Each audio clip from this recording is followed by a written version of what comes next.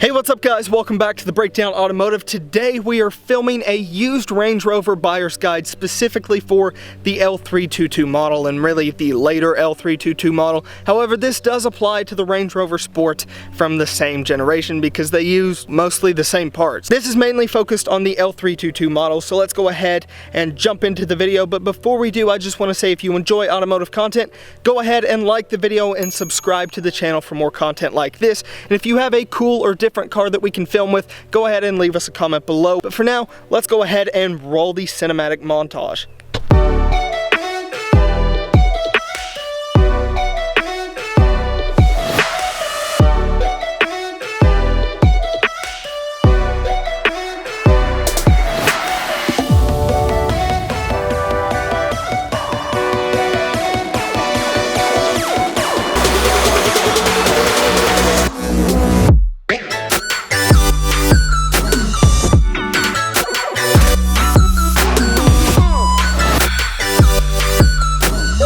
There's a number of things to look out for when buying a used Range Rover, and if any of these things are out of line, you're going to end up in a world of hurt. As much as I love Land Rover, the heritage and the brand and what they stand for, there's no denying that if mistreated, these vehicles will bite you. Now here's the thing, there's this saying that if you treat an old Jaguar or Land Rover right in the garage, it's gonna treat you right on the road. And that is very true. If you neglect these vehicles, you're going to end up with huge maintenance bills. So don't defer the service and make sure that the service hasn't been deferred or put aside by someone else in the past. Get a full car history report and make sure that you go over all of the service that has been done on the car. If it doesn't have service history or if it doesn't have this on the Carfax, walk away because it is not worth buying a car that has no service records anywhere. Sure, you can get work done at an independent mechanic who won't put it on the Carfax. You're going to end up spending more money if you don't have the service records than you would if you knew what had been done. If you must buy a Land Rover that hasn't had any of its service records put on the Carfax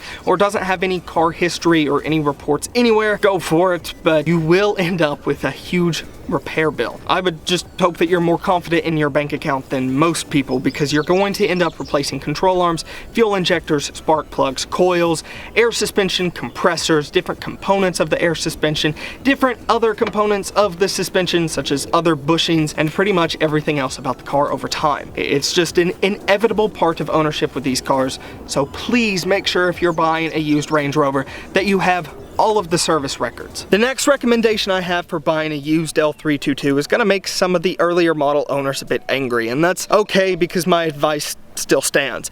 If you're looking to buy a used Range Rover, make sure you're looking at the 2010 through 2012 model. If you have to go back further than that, don't go past 2008. Before 2008, the models are known to have a lot more problems, and they're also aging very quickly now, which means hoses are going to leak, more components are going to fail, and you're just generally going to have more trouble. So unless you absolutely want the older generation of the L322, I would recommend the 2010 through 2012 model. On top of that, that was when the L322 had a redesign with the new front grille and new rear taillights, as well as some other interior components. That's really after Tata took over Land Rover and really started redesigning the L322. With that, you're going to have a much more modern look, much more better interior, and overall the experience is going to be much nicer. And you're also going to have the 5-liter V8 from Jaguar, which isn't a perfect engine, but it's much better than the engine that was used in the 2004 model. Now I know early owners of L322s are going to get really upset with me for saying that,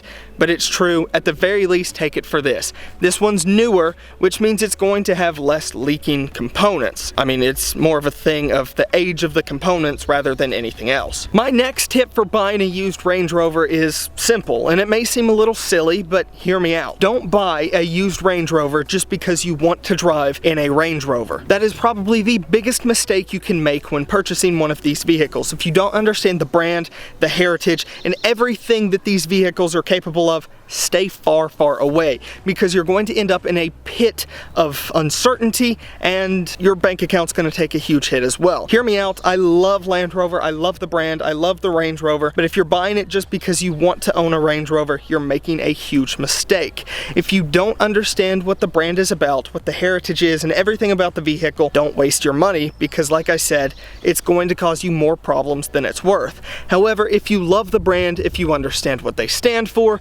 and if you genuinely love the L322 Range Rover, I highly recommend going for it because it is one of the all-time greats. They are ridiculously expensive to maintain, and there's a reason that you see the royal family and the Kardashians driving around in them, and it's mainly due to sponsorships, but we'll ignore that. My point is, they're the ones who can afford it, and it's not that only people who drive Range Rovers are exuberantly rich, it's that most of the time you do need some money set aside to take care of them, because they like to take your wallet. In fact, if you want to know more about how I spent $18,000 last year on a car that's only worth $16,000, check out this video right here, and it's going to explain every little thing I had to do with the Range Rover last year, from the payments to the insurance to all of the repairs. It came up to close to $18,000 for the cost of ownership. And I'm sorry, unless you really have a passion for this brand, don't do that to yourself. Let's go ahead and jump into some of the common problems with the L322 Range Rover.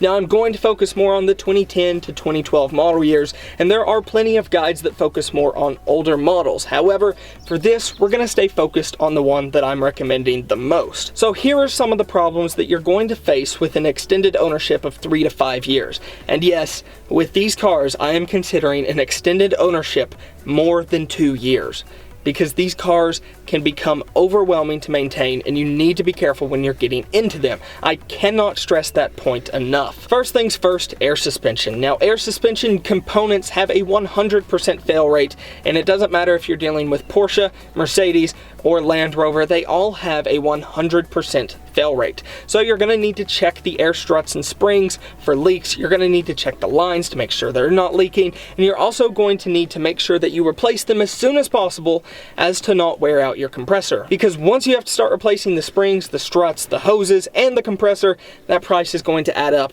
really quickly, and your bank account is going to fall quicker than the suspension on your Rover. The control arm bushings are also another common fail point on the Range Rover. Now, this is something that goes out on every car. These suspensions are designed in a way that the bushings end up wearing down, and you need to replace them after a while. That's not a big deal. Something that is a big deal, though, is you're going to have to watch out for fuel injectors, spark plugs, coils, and other engine components such as that. Another thing that likes to pretty much go away after time is the timing chain. Now, one of the things about this is if you notice the Range Rover clicking and ticking on startup, make sure you take it to your mechanic right away, because you are going to end up with an astronomical repair bill if it's even salvageable at that point. You'll also need to service the differential, the gearbox, the transfer case, and other components to the car like that. This is not a car that you can let services like fluids go and not worry about them. They need to be replaced, and they need to be done on time.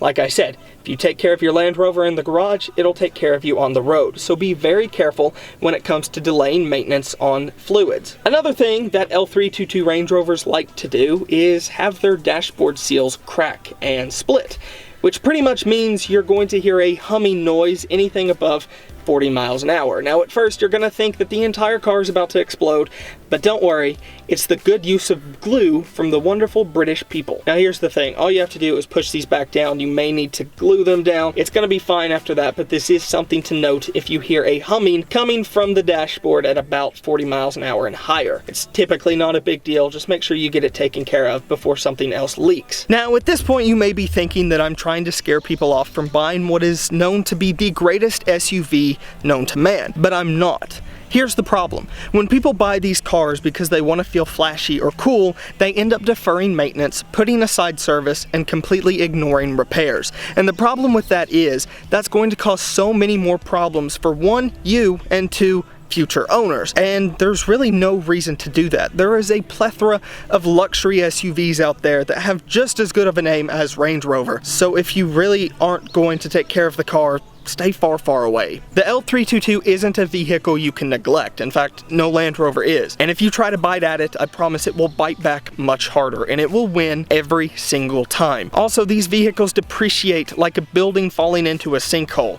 So deferring your maintenance and putting off repairs is only going to make that worse. So when it is time to trade it in because you're sick of keeping up with the repairs, it's going to be worth nothing. And that's true, because if you look at 2006 models, you can get those for like $3,000 to $5,000 now in poor condition. Our next tip in our buyer's guide for the L322 is actually something that you should do for any used car no matter what.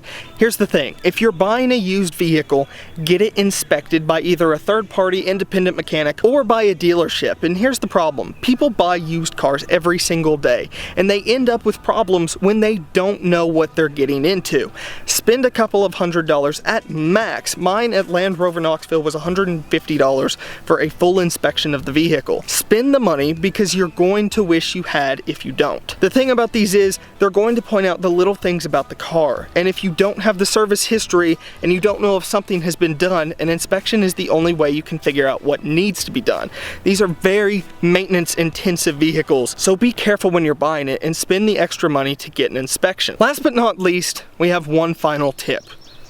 Enjoy it. These cars are built for adventure, they're built with purpose, and they're built with soul and heritage. The Range Rover has more character and heritage than almost any other vehicle on the market. Take it for what it is, take it for what it was built for, and enjoy it. Because if you take care of the car, and if you use it for what it was meant to be used for, you'll love it more than anything else in the world. I promise you that much. Here's the thing, these gearboxes, the differentials, the air suspension, all of this was built with purpose in mind. And yes, they fail. Things go wrong. But use it while you have it. That is one of the biggest problems I see with people who buy Range Rovers. They never use any of the features that are built into the car. The low range gearbox, the air suspension, off-road mode, terrain response, locking differentials, they never touch it because they don't know what it's built for. And that's my biggest recommendation. If you're going to buy one of these, use it for what it's meant to be used for and enjoy it for what it is. If you're gonna spend that much money on a car, enjoy it. The one thing that Range Rovers are good at is putting their owners into fear. This is speaking from personal experience, but if you get too wrapped up in how much you spend on maintaining the car, you're gonna forget what it's actually built for. So use it, enjoy it, and drive it with purpose. So that's it for this video, guys. Thanks for watching our buyer's guide for the L322 Range Rover. If you enjoyed, leave a thumbs up and subscribe to the channel for more content like this. And also be sure, if you buy your Land Rover, to take care of it and love it, because it'll return the favor. Now, anyway, I am going to start my Range Rover and go for a drive.